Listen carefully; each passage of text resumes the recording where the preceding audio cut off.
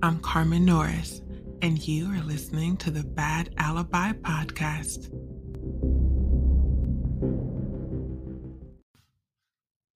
You know how you wish you could jump into the future and see how things turn out? Well, right about now, I'm hoping that my past self could do just that and warn me about where I'd end up. It all started with a kiss, a sweet, romantic little, okay, fine. It was a full on, sweaty backseat of the car hookup, but sweet words were said before that, so what do you know? It can still count as romance, right? The problem was that I and my forever on again, never fully off again ex Ezekiel unknowingly got photographed in some random girl's selfie. It wasn't even a cute selfie, and that really stings. But whatever. And just like that, it was posted online. And just like that, people began tagging, commenting, and zooming in.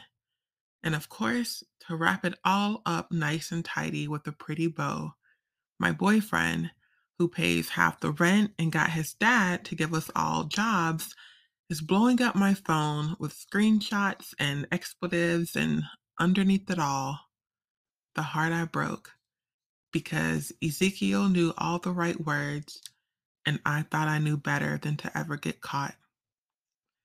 The next few days were filled with fights, the silent treatment, and the forever classic, I'm not upset, I'm just disappointed, from my parents.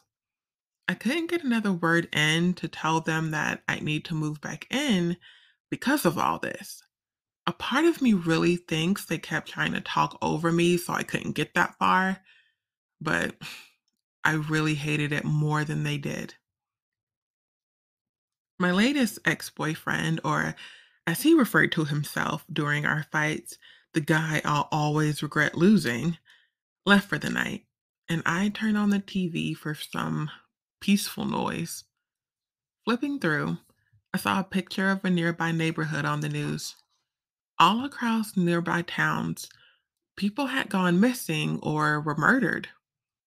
At least they weren't dealing with being caught cheating with no place to live or work. Ugh. Now I feel bad for having such an inconsiderate thought. But that's why I'm in this mess, right? I only think about myself. Who's at my door now? I regretted that my feet are already moving towards the door. Figured it was someone coming to berate me for what I'd done. A friend of mine who'd heard and was even more pissed I didn't tell them first. But I was wrong about who it was and still found a way to outdo myself. Look at me. Standing in front of me was a woman in a nice petticoat and two guys walking up the stairs to stand beside her, one with a large camera and one with a microphone he held above our heads.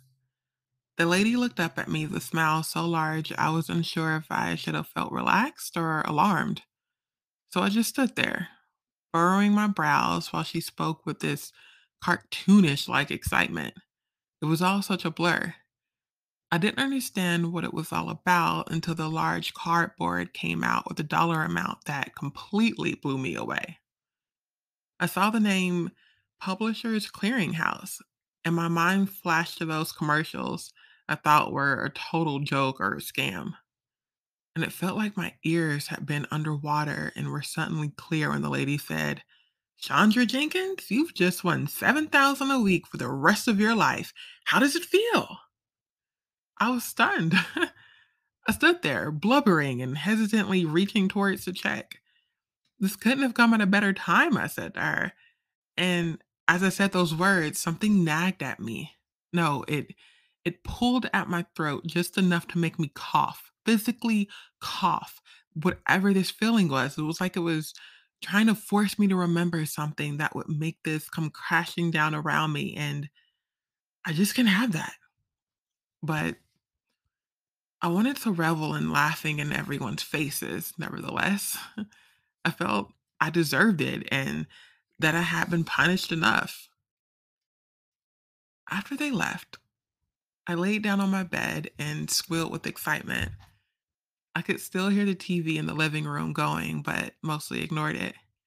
I thought about how I could live anywhere, never have to work again, screw over as many guys as I wanted. That'd really show everyone. I didn't have to change for them. I could just do more of what I was already doing while being the wealthiest person any of them knew. Shoot, anybody that they could think of even knew. Then something the news reporter was saying on TV caught my ear. That nagging feeling to my throat came back. They mentioned how the police were working on a possible connection between the slew of missing or murdered victims. They all received a visit from Publishers Clearinghouse right before a tragedy struck them. I thought about the car Ezekiel bought after our little scandal was out. I figured no one heard from him in a while because he was laying low. But now I'm meeting the same or probably a very similar fate to him. Right after I got the check, I got a note saying that I shouldn't take the money because that's how they choose their victims. I thought some neighbor heard and was just playing a prank on me, the crappy girl that cheated on her nice boyfriend. And now here I am, writing this so that hopefully when they find my body or at least come looking for it, somebody will know what happened.